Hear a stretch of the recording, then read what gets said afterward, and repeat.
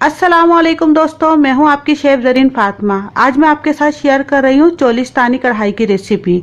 तो चलिए फिर शुरू करते हैं आज की रेसिपी शुरू करने से पहले आप लोगों से बहुत ज़्यादा रिक्वेस्ट है, अगर आपने अभी तक हमारे चैनल ज़रीन फातिमा को सब्सक्राइब नहीं किया तो प्लीज़ नीचे दिए गए लाल बटन को दबा के सब्सक्राइब कर दीजिए। साथ ही बेल का बटन भी दबा दीजिए ताकि मेरी तमाम आने वाली वीडियोज़ आपको फौरी मिल सकें। तो चलिए फिर शुरू करते हैं आज की रेसिपी। देखते हैं चोलिस्तानी कढ़ाई बनाने के लिए हमें किन किन चीज़ों की ज़रूरत पड़ेगी। बिस्मिल्लाहिर्रहमानिर्रहीम। ये 1 किलो हमने गोश्त लिया है बीफ का। अगर आप चाहें तो इसकी जगह पर मटन या चिकन का गोश्त भी ले सकते हैं। तरीका सेम यही है। 1 किलो हमने ये गोश्त लिया है। इसके अंदर 1 टेबल स्पून नमक जाएगा और 1 कप कुकिंग ऑयल जाएगा। सबसे पहले हम गोश्त को पकने के लिए रख देते हैं। इसके अंदर हम ये ऑयल डाल लेते हैं। अब गोश्त डाल लेते हैं और साथ ही इसके अंदर हम ये नमक शामिल कर लेंगे। अब हमने इसको थोड़ा सा भूनना है। हमने इसको इतना भूनना है कि गोश्त अपना पानी छोड़ दे।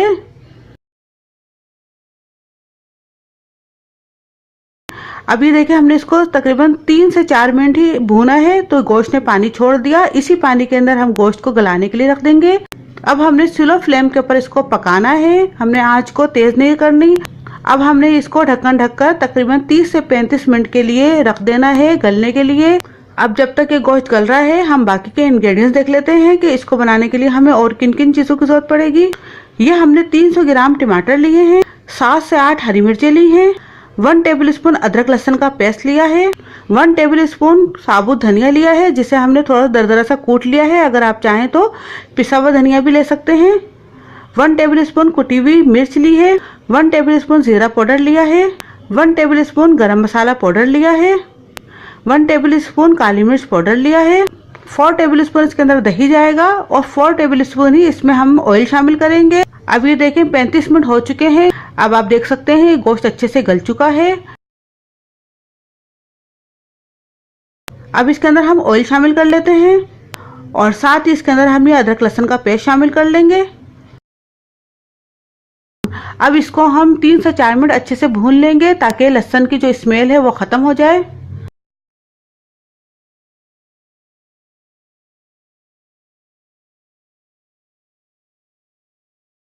अब ये देखिए हो चुका है। अब इसके अंदर हम ये टमाटर ऐड कर लेते हैं। टमाटरों को हमने बीच में से कट कर लिया है ताकि इसकी स्किन आसानी से निकल सके।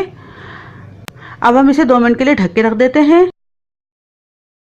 अब ये देखिए 2 मिनट हो चुके हैं। इसकी स्किन बिल्कुल सुकड़ चुकी है, आराम से निकल जाएगी ये। अब हम इसकी स्किन निकाल लेते हैं।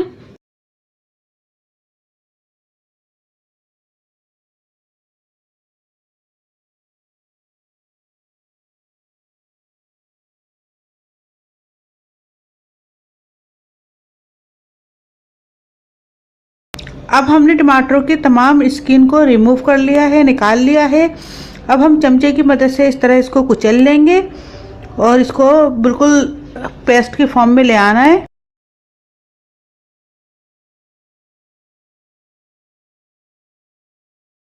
अब ये देखिए हो चुके हैं। अब इसके अंदर हम तमाम इंग्रेडिएंट शामिल कर लेंगे।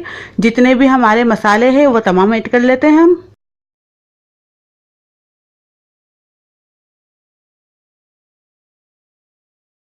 खुशक मसाले डालने के बाद हमने इसको 2 मिनट अच्छे से भूनना है।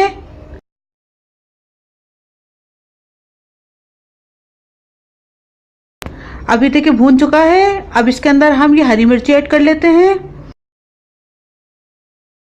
और साथ ही इसके अंदर हम ये दही भी डाल लेंगे। अब हमने इसको 4 से 5 मिनट बहुत अच्छी तरीके से भुनाई करनी है कि इसका ऑयल ऊपर आ जाए और तमाम मसाला नीचे रह जाए।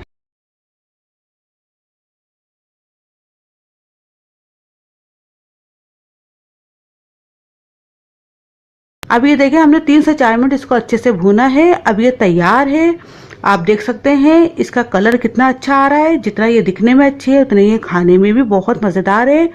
आप इसको ज़रूर ट्राई कीजिएगा। अगर आपको मेरी रेसिपी अच्छी लगे तो प्लीज़ लाइक कीजिए, मेरी रेसिपीज़ को अपने दोस्तों के साथ शेयर कीजिए और सब्सक्राइब करना बिल्कुल भी मत भूलिए और दुआओं में याद रखिएगा। अपनी शेफ ज़रीन फातिमा को इजाज़त दीजिए। अल्लाह हाफिज़।